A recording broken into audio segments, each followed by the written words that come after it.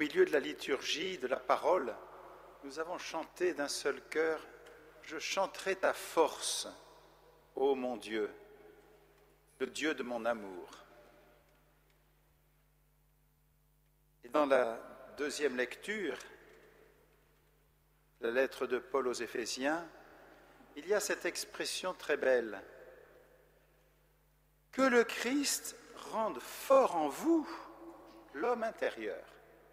Que le Christ rende fort en vous l'homme intérieur. Cette parole de Paul traduit déjà un très grand amour pour l'Église, c'est-à-dire pour les chrétiens, et particulièrement cette portion de l'Église qui est à Éphèse. En effet, il dit dans ce passage sa propre prière.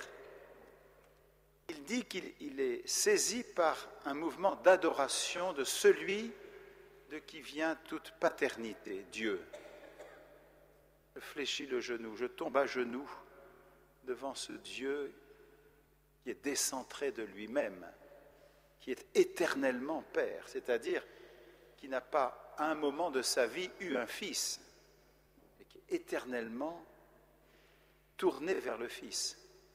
En tout cas, source éternelle de vie. Et donc, Paul commence à dire qu'il est un être de prière, mais sa prière n'est pas un huis clos. Aussitôt après, il dit, mais que le Christ habite en vous pour rendre fort l'homme intérieur. Il s'adresse à l'Église, il s'adresse à la communauté concrète d'Éphèse. Et quelle est cette force? Que veut dire l'homme intérieur devenu fort par le Christ? C'est évidemment tout autre chose qu'un homme qui serait trop sûr de lui-même et qui se barricaderait ou qui s'assurerait dans sa forteresse autoréférentielle, forteresse qui peut être de savoir, de bonne conscience construite au fil des âges à la force du poignet. Je ne suis pas comme les autres hommes. Cet homme suffisant et orgueilleux n'a qu'une apparence de force, une apparence de fondement. Il est en fait une statue aux pieds d'argile, pour reprendre une image bien connue dans la première alliance. Un rien fait voler l'édifice en éclats. L'orgueil et l'arrogance gonflent le cœur humain, nous faisant paraître plus que ce que nous sommes. Dans le cœur humain naissent alors des délires. Oui, des délires, c'est le pape qui parle, donc je peux y aller, des délires de toute puissance, ce qui est, dit-il, très dangereux et fait beaucoup de mal. Non, bien sûr, la force du Christ est complètement autre chose qu'un appareil de gonflette dans une salle de muscu. Le cœur humain n'est pas fait pour l'athlétisme, et pourtant c'est quelqu'un qui aime l'athlétisme qui vous le dit. Le cœur humain n'est pas fait, il ne vit pas d'athlétisme. Je crois que c'est Madeleine Delbrel qui disait cela. Il vit de charité, c'est-à-dire d'amour, et d'amour d'éternité. Voilà ce qui fait vivre le cœur humain. Ce ne sont pas les exploits, ce ne sont pas les appareils de gonflette, même spirituels. C'est le propre de celui qui ne se met pas au centre. Voilà celui qui est l'homme fort, l'homme intérieur fortifié par la grâce. C'est celui qui ne se met pas au centre. C'est Jésus qui ne se dérobe pas à la voix de son Père dans la puissance de l'Esprit Saint. C'est Jésus qui, au contraire, se dérobe quand on veut faire de lui un roi. Et nous avons appris, pas seulement en France, mais partout, combien il est toujours dangereux que les autres parlent trop de nous. Le nous de quelque individualité ou le nous de l'Église aussi. Oui, la force du Christ qui fortifie le cœur de l'homme n'a rien à voir avec ces édifices construits à la force du poignet ou du mollet. L'humilité tient en elle-même une force que personne ne pourra jamais lui enlever. Cette force vient de l'amour dont il est aimé. La vie cachée de Marie à Nazareth, la vie cachée de Marguerite Marie dans le monastère de la Visitation à Paray-le-Monial, et au fond la vie du Seigneur lui-même, est une vie qui apprend, qui rayonne une humilité vraie et non pas feinte. Il n'y a pas pire d'ailleurs que ceux qui veulent mimer l'humilité. Ah mais je suis mauvais, non, je ne peux rien faire. Tu ne parles que de toi en disant ça, et donc tu n'es pas humble. Et puis si on parle de toi, n'aie pas peur si de temps en temps on dit du bien.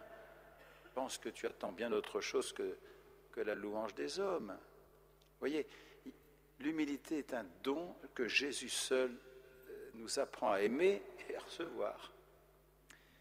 Vie cachée du Seigneur lui-même à Nazareth.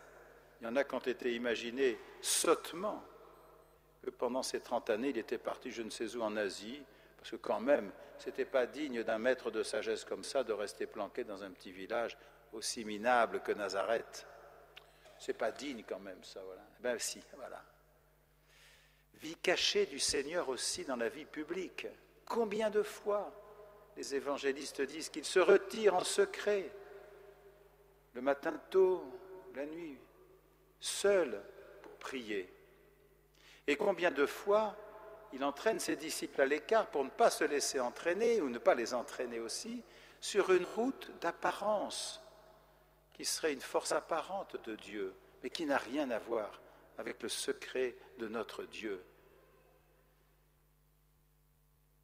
Mettez-vous à mon école, dit-il.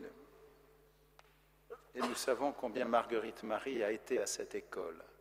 Car je suis doux et humble de cœur, vous trouverez le repos de vos âmes.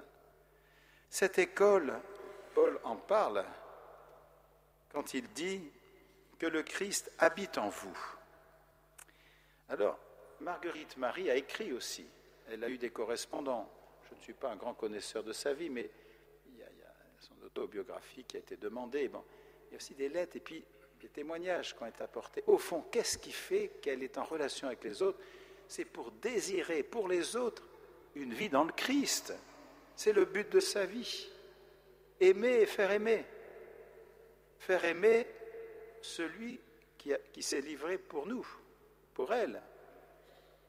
Le but de la vie de Marguerite Marie, des saints et des saintes, ce n'est pas simplement de faire, comme on disait avant, d'une manière absolument ignoble, faire son ciel. Ah bon. Et surtout sans les autres, évidemment, enfin, sans les gêneurs, tout ça. Ah non. C'est justement être livré par amour avec le Sauveur qui a donné sa vie pour que personne ne soit perdu. Et nous avons beaucoup besoin aujourd'hui d'apprendre que cet amour se donne à voir chez ceux qui peuvent paraître à la périphérie, mais qui dans le cœur de Dieu sont peut-être au centre. Pensez aux bons larrons, pensons aux pauvres, aux estropiés, aux paralysés, que le Seigneur dont il n'a cessé de se rendre proche. Voilà, nous demandons aujourd'hui la grâce profonde de la joie et d'une force intérieure qui n'est pas la force que nous avons acquise avec des exercices. Voilà. Ça va comme ça? On comprend? Bon, si on ne comprend pas, tant pis. De toute façon, vous l'apprendrez aussi avec l'expérience. Voilà. Ça. Je plaisante, je sais que vous entendez. Mais c'est tellement important que lorsque nous goûtons le bonheur de la liturgie, franchement nous le goûtons, le bonheur de la prière, nous ayons bien conscience que l'homme intérieur n'est absolument pas une forteresse, absolument pas un homme dur. Voilà.